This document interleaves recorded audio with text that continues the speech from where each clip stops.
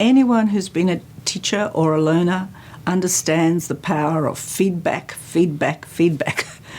It matters in all that we do that we have some understanding of how we're progressing and how powerfully we are making meaning in the way that we intend to make it.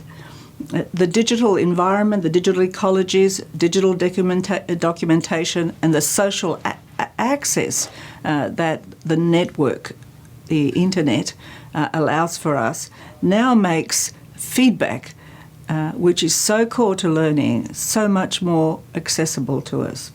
And we know we value it even when we're trying to buy something. The feedback that somebody gives to a particular product matters to us.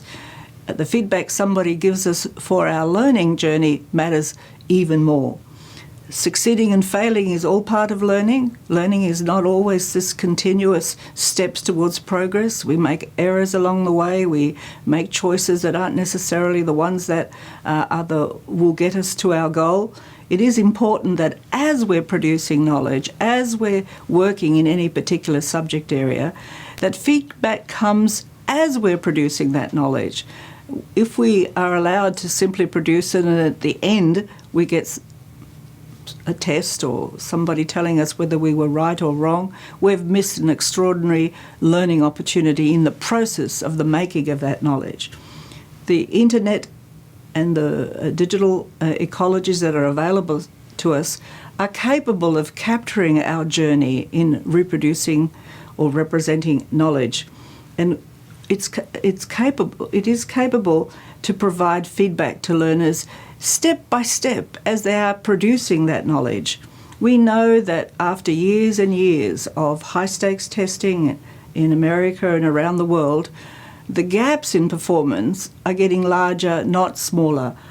Tests matter, but they don't matter when they come at the end of a process as much as if we can provide feedback as a learner is producing any kind of text or artifact for a particular purpose. It matters to the learner, but equally importantly, it matters to the teacher. It matters to whoever is involved in the instruction, that they're able to adjust that instruction as a consequence of tracking the progress of a learner.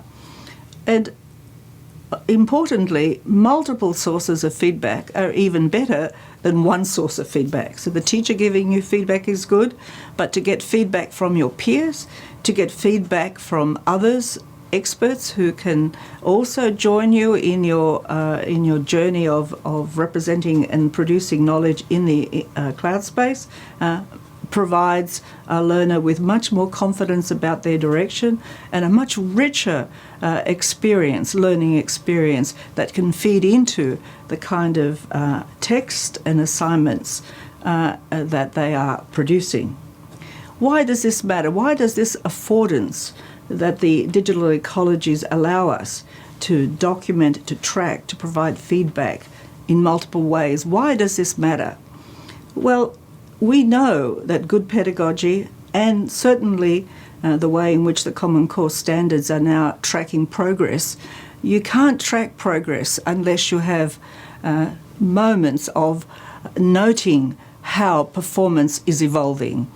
And feedback enables us to document the way in which a learner has changed and grown and progressed. So it's very important not only for that individual, but for the way that we might be able to generalise that understanding and help other students.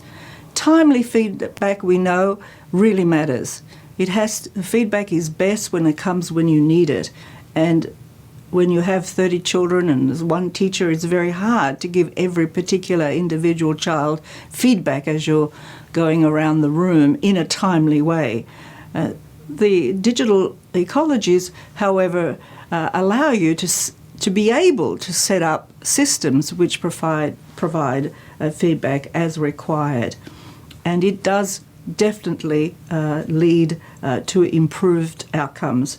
And for all of us, when we're engaging with learners, it's not only about engaging around subjects or interesting topics or even preparing for some particular kind of goal, we have to know that we are transforming the learner.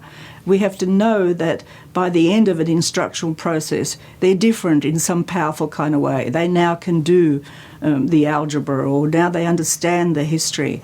And we know that best by the way they progress, and we know that best by the feedback that they provide and we document and understand. The other component to feedback is not only what you get, but what you give. We also know very clearly, and it's very well documented, that when you teach somebody else, your own learning gets elevated. So providing learners with an opportunity to give peer-to-peer feedback helps everybody lift the level of performance and understanding. It's a very powerful tool that can be expanded in the digital environment. And of course, finally, in terms of why does it matter, self-assessment is very important. It is important to get feedback, it is important to be tested, but in the end, every learner needs to be able to assess themselves, to understand what they understand and what they don't know. And again, these spaces allow for that kind of engagement as well, to look back over the different versions of any kind of assignment, to include your own evaluation of your performance among the evaluation you get from feedback and teachers. So this capacity, this affordance that the digital ecologies allow us leads and can lead to very powerful learning outcomes and progress. The digital technology creates infinite amounts of capacity for interaction and immediate feedback. And that's something that we need to consider how to harness for the purposes of reaching our learners' goals.